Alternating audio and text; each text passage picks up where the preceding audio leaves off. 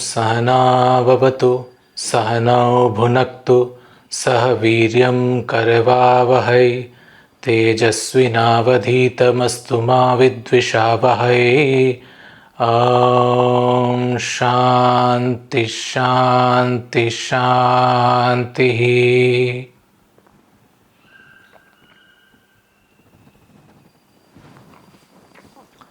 Welcome everyone for another session of weekly group meditation. So let's begin our practice.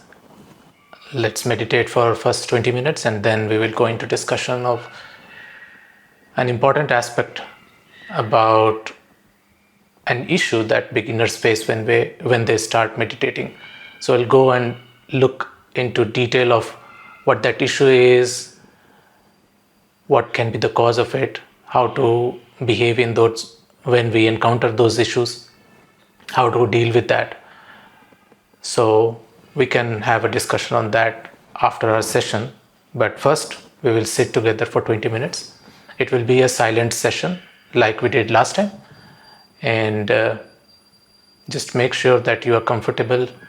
You are not going to be disturbed for next 20 minutes. I will keep the timings for you. And the method is very simple. You just have to maintain stillness and silence for those 20 minutes. Okay?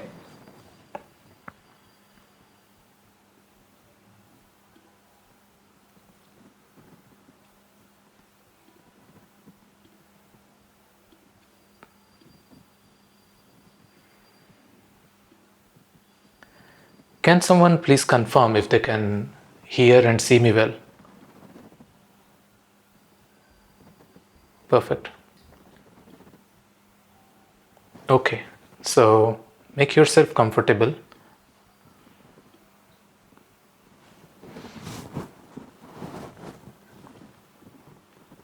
If you wear glasses like me, this is the time you can take off your glasses. Sit comfortably with your spine erect, cross-legged. If you are sitting on the floor, if you are sitting on chair, it's time to scoop yourself to the front edge of the chair. Let your back be unsupported, your feet flat on the ground. Close your eyes.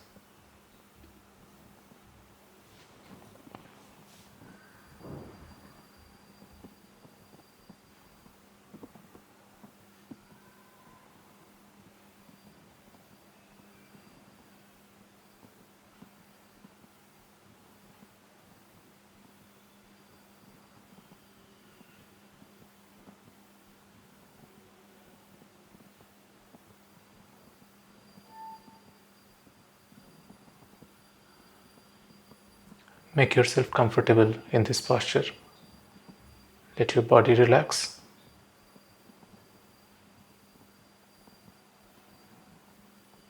Let us start with 3 deep breaths. Let's breathe in and breathe out.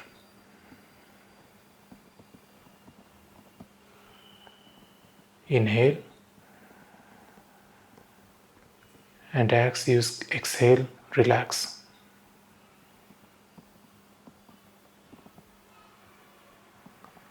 Inhale one last time. And as you exhale, relax completely.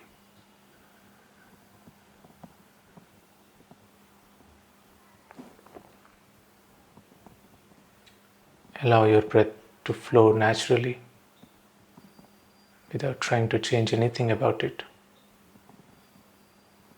Simply observe the natural flow of breath.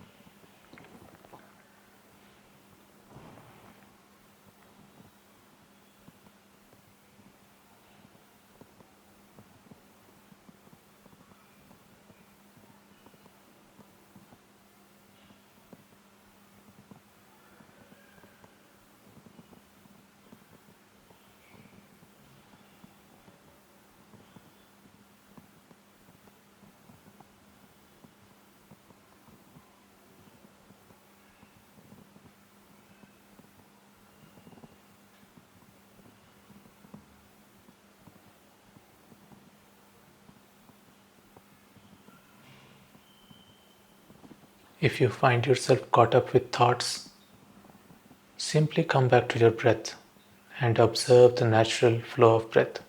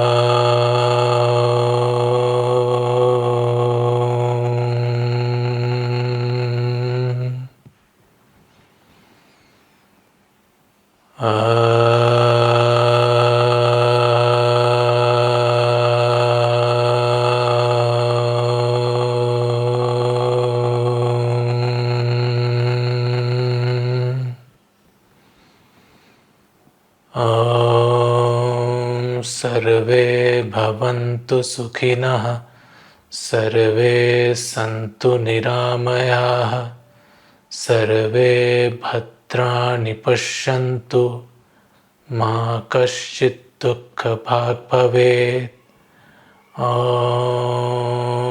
Shanti Shanti Shanti.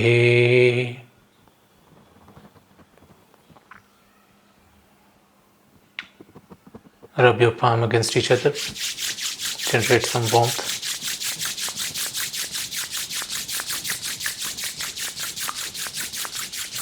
Cup your eyes with your palm and slowly open your eyes.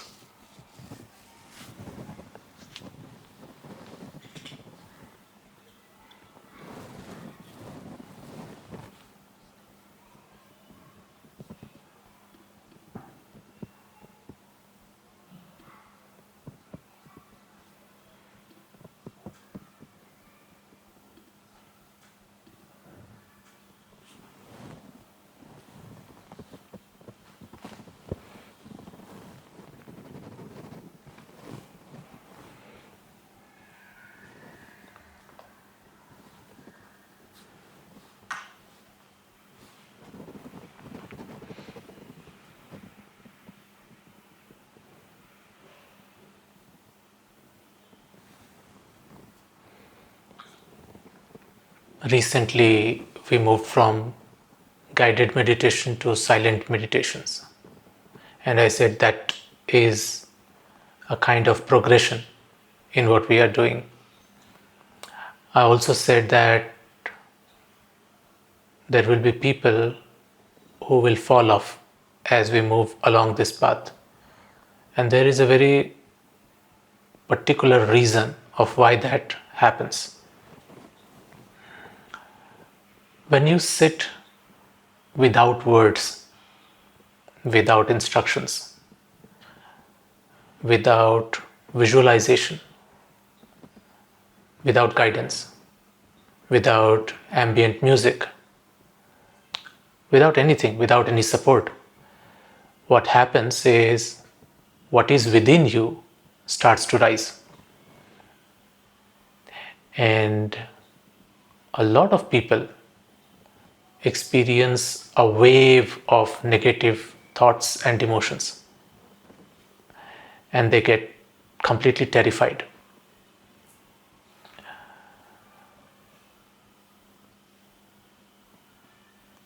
There was also a question in weekly discussion which is related to what I am talking. But this is a very common experience with people who start meditating and try to focus on breath or body sensation without any external support when they try to meditate. This is the situation a lot of people encounter. Now, a lot of people quit meditation at this point. Obviously, nobody likes facing negative emotions, negative thoughts, when they believe that on an average day, they are much more positive, they are much more neutral. Only during meditation this is happening. So it becomes an obvious step for them that meditation is not working or it's producing some kind of ill effect on them, and this is the cause. So better stop this one activity, which is the reason of this. That's how they think. But the reality is that throughout the day, you never gave opportunity for those thoughts and emotions to arise. It is only during those silent meditation when you were not continuously bombarding yourself with more information. And that's when there was a passage which was empty of any incoming information, and that passage could be used by what is within you to rise and escape. So you observe it for the first time and you get terrified.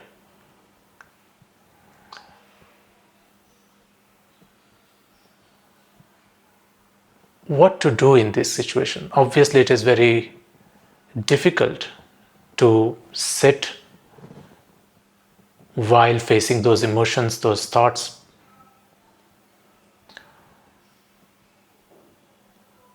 But before we get into what we should be doing, let's also understand what not to do. One thing is obviously when you go back to, say, some kind of guidance, right? This is an act of suppression. What was coming out naturally, now you stopped the passage by again letting a stream of new information go through the channel. Information overload, right? You start putting more information, so what is already in there and was starting to get processed now need to handle this new information. Your brain is now engaged into understanding what the instructions are, what the words mean, what to visualize.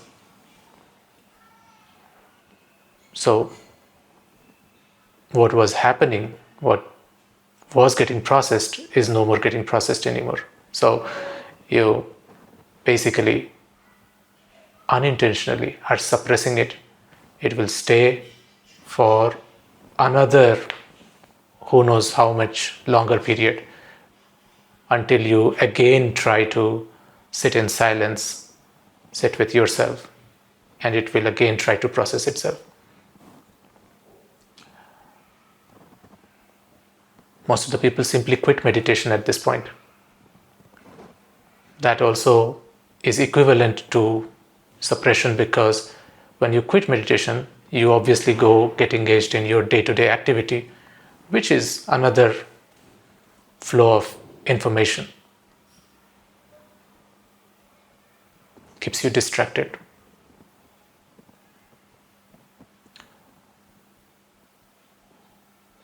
One more thing is a lot of people start analyzing those things. Oh, this is not good. I could have done it this way at that time. I could have said something else. That situation could have been controlled. Well, I was not that bad in that situation. I also did some good. So this analysis and the labeling of, okay, this is bad, this is good, this is negative, this is positive, I was not completely at fault, or it was all my fault. All of this, though we think that analyzing it would be the best way to process it, but it is just a way to deepen those emotions and thoughts into our subconscious by layering them with another layer of judgment. So no analysis. Analysis is also out of the window. Shouldn't be analyzing them. We shouldn't be suppressing them. But then you are left with no option. You are left with just sitting there and facing those thoughts and emotions. Well, not really. You always have one option, and that is to come back to your object of meditation, which could be breath, which could be a body sensation you are observing in case of vipassana, in case of anapan, the sensation of breath near your nostrils. In case of mantra chanting, your mantra itself, recitation of that mantra. So you always have an object of meditation with which you start. And your job is simply to get back to your object of meditation. And let whatever is happening in the background happen. No judgment, no suppression. Just getting back to the work.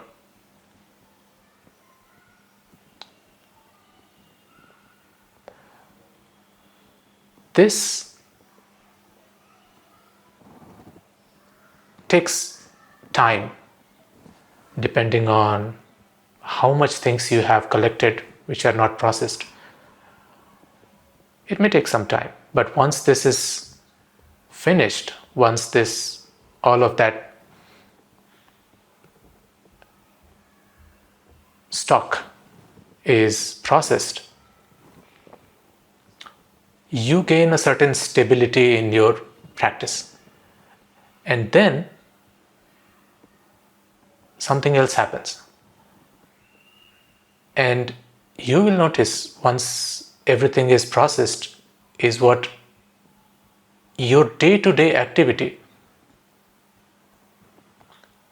will start to appear in your practice. Not something from the past now.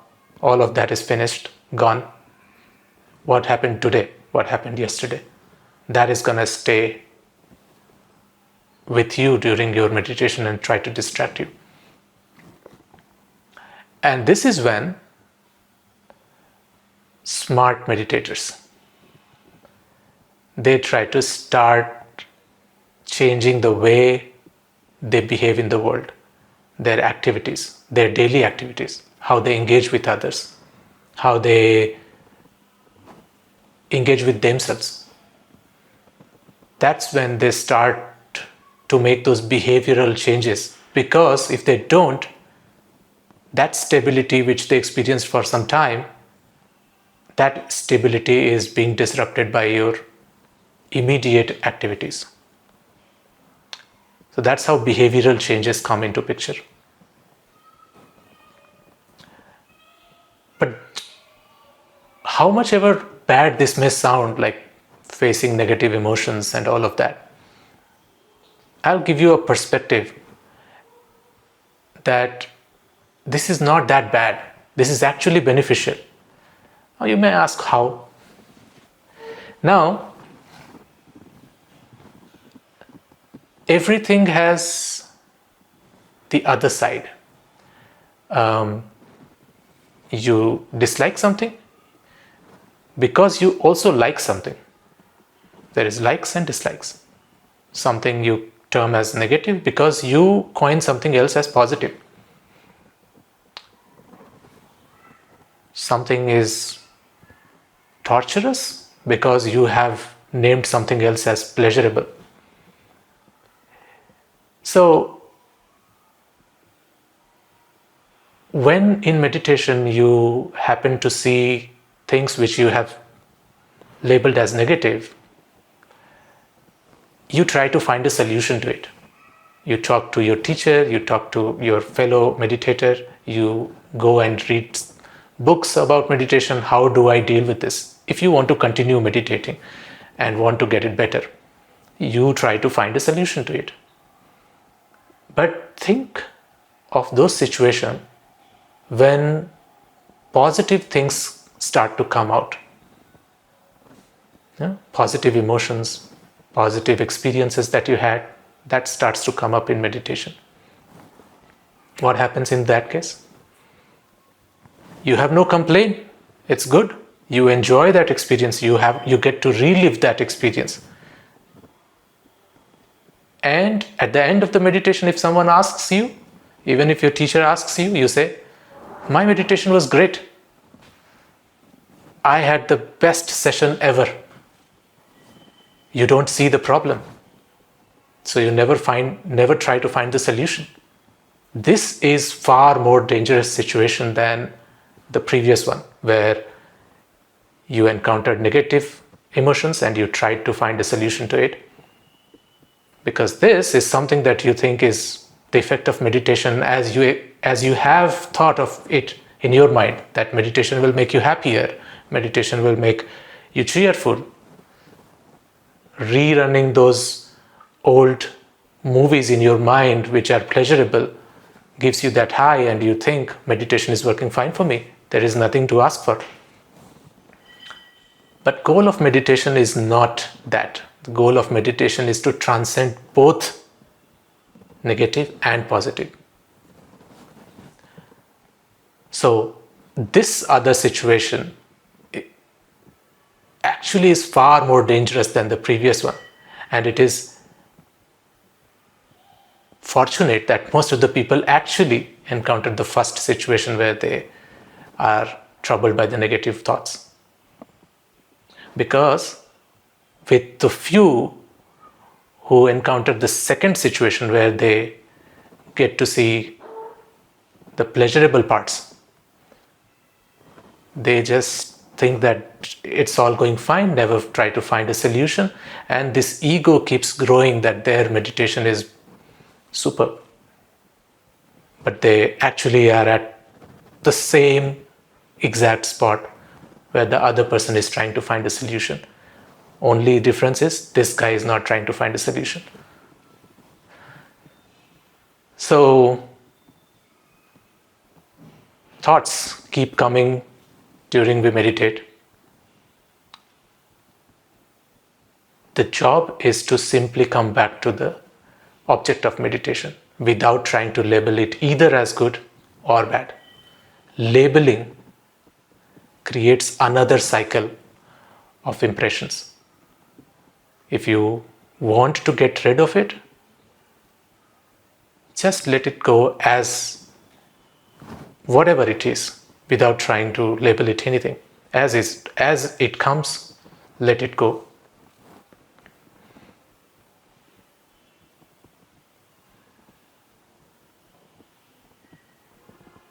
Is there any question on what we discussed?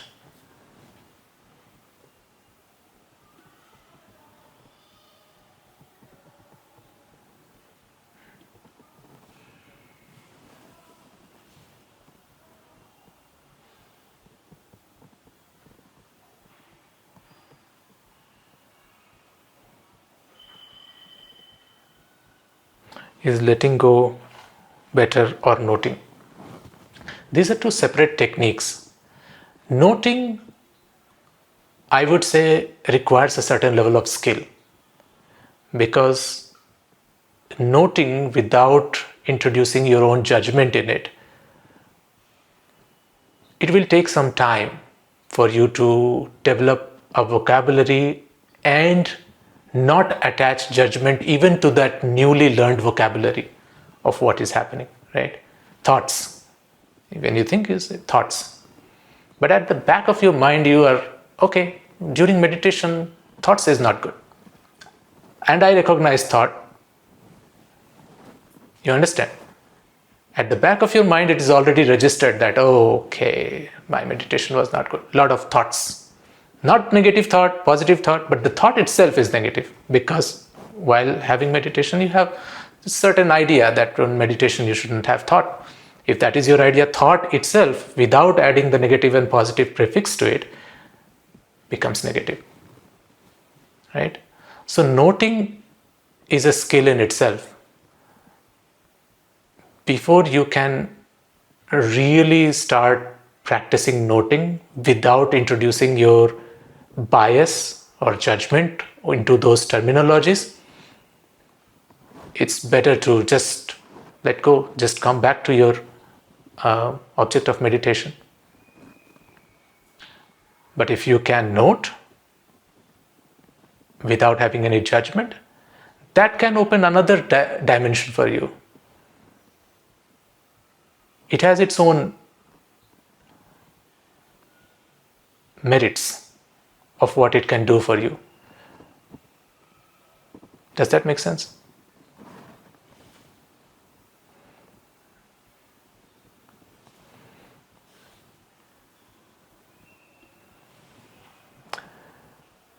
Your necklace looks authentic. How much that is got? This is a very cheap one, and it looks authentic because it is authentic. It is of actual Rudraksh. I haven't slept for 3 days. You'll have to see how you're dealing with your day. Are you tired enough when you try to go to sleep, or have you already relaxed for the whole day? In that case, maybe your body doesn't require sleep which you think it should get because the clock says so. Try to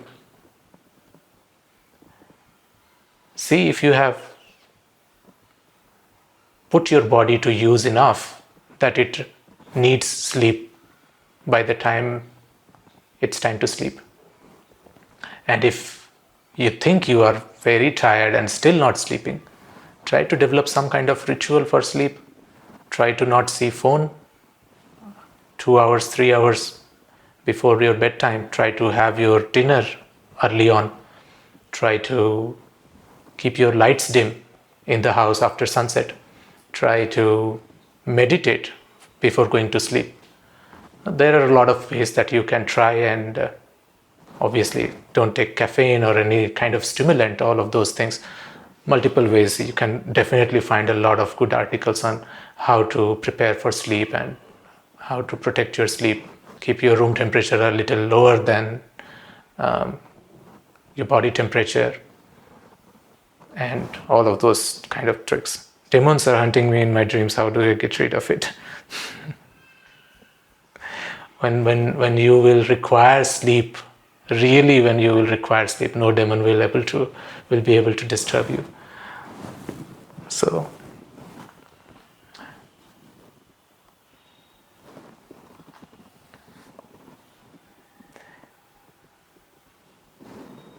is there anything else we want to discuss? Anyone wants to discuss? Anyone wants to share their experience, meditative experience of today's session?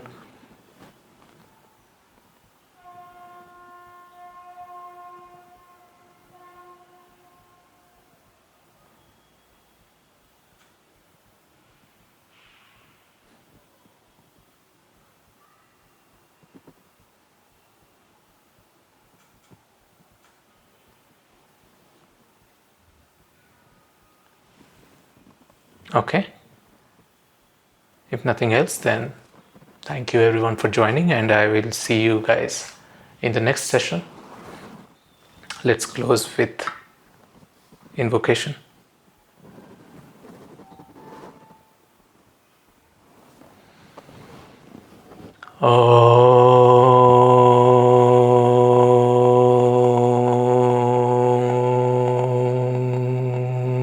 Purnamadav Purnamidam Purnat Purnamudachyate Purnasya Purnamadaya Purnameva Vashishyate. Om